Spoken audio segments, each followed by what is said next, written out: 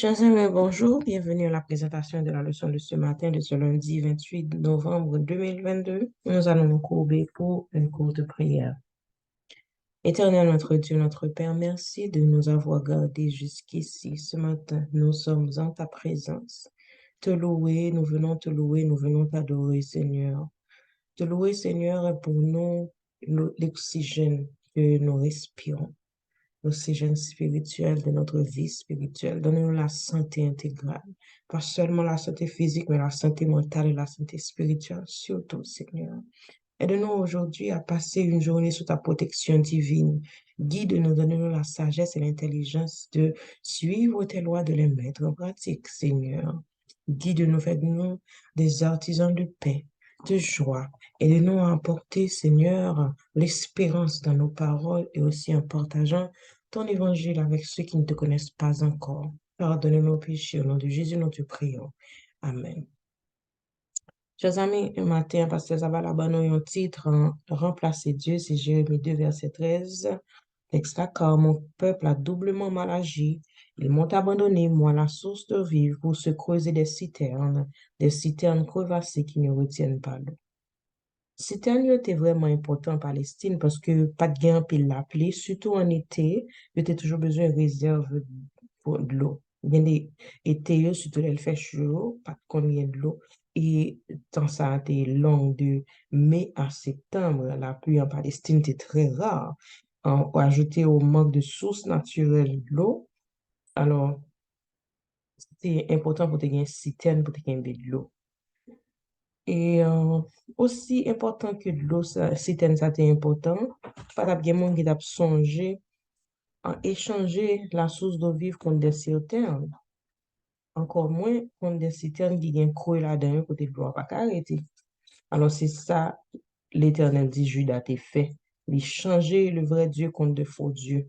Le plus surprenant, c'est que nation idolâtre ça yo, t'es plus fidèle à faux Dieu yo que yo même Israélite yo à vrai Dieu. C'est pour ça que ça, bon Dieu, demande yo, est-ce que mon nation qui change Dieu, qui pas contre mon Dieu, et bon, mon peuple pas me changer Dieu, il change sa gloire contre ceux qui n'ont d'aucune aide. Alors, la honte sur enregistré une nature irrationnelle de conduite Judas ça par une décision que yon moun ka prend pour l'abandonner la source d'eau cristalline que t'es toujours gagné pour à chercher dans le désert des citernes qui va même ka kembe de l'eau. Est-ce que son bagage qui est irrationnel, c'est fou pour t'a quitté une source de l'eau pour gagner la caillou pour aller dans le désert pour aller chercher des citernes qui va même, bon, même péter qui de l'eau va tomber. Alors, c'est ça les enfants d'Israël t'ont fait, c'est ça que fait le prophète. Et je lui ai demandé, où sont tes dieux qui t'ont fait, que tu t'es fait, qu'ils se lèvent s'ils peuvent te sauver au milieu du malheur. Et je dis, pour moi, avoir qui péché, de deux péchés ça, en nation Israël, là, t'es qu'on fait, donc à commettre, je dis. C'est yon, donc, c'est quitter bon Dieu, la source d'eau vive, ou du moins c'est boire dans citerne cassée. Nous ne pouvons jamais penser à rejeter bon Dieu, mais combien facile, sans nous pas rendre nous compte, nous chercher des citernes pétées, des citernes modernes, la richesse, les applaudissements, le pouvoir, au lieu pour nous chercher euh, le vrai Dieu, nous avons cherché étancher soif nous, dans côté qui pas jamais nous, la vraie satisfaction.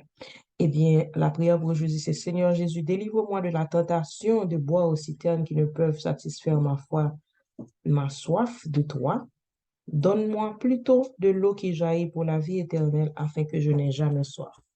Rapidement, on a passé à la présentation de la leçon d'aujourd'hui. Donc, c'est le feu de l'enfer, ce lundi 28 novembre 2022. Semaine ça, on a mémorisé 1 Thessaloniciens 5, verset 21. Mais examinez toutes choses, retenez ce qui est bon. On a examiné ça, important, on a lu la Bible pour nous comprendre.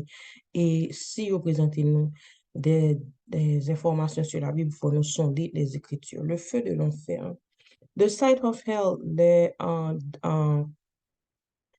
le grand prêtre catholique anglais John Furness t'ai parlé de le moyen éternel, le tourment éternel, son moyen que ils sont comme si son boule de fer solide.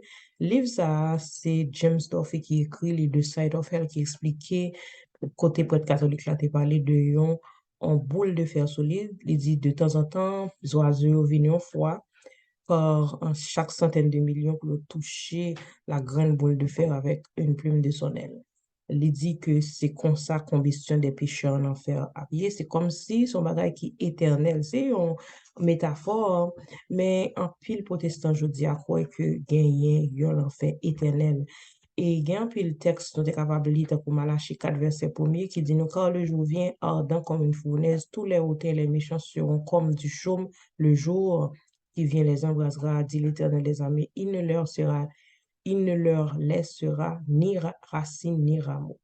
Passage ça, aidez-nous à comprendre que le feu éternel, c'est pas un feu qui peut jamais éteindre, c'est surtout un feu qui va le détruire éternellement. Mot éternel là, qui veut dire en grec aionos ou bien aion, en hébreu olam, mot ça veut dire, il y a plus différentes connotations. Les cas veut dire, par exemple, l'éternité. Elle a parlé de Dieu, ça veut dire éternité. Elle a parlé de humain, le livre dit pour toujours, c'est-à-dire durée de vie humaine.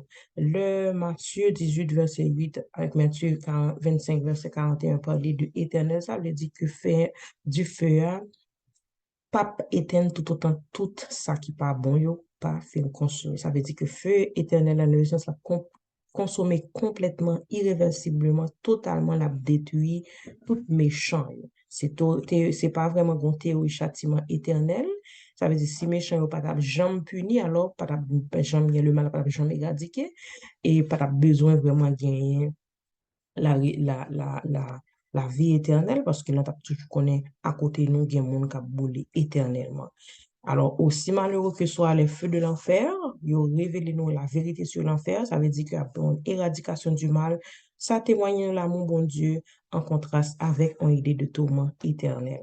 Le feu éternel, ce n'est d'autre que la destruction totale de ce monde de péché, tout en Satan et son armée. Alors, on a mis fait la leçon en matin, on a souhaité nous passer déjà un bon lundi. À demain, si tu veux faire.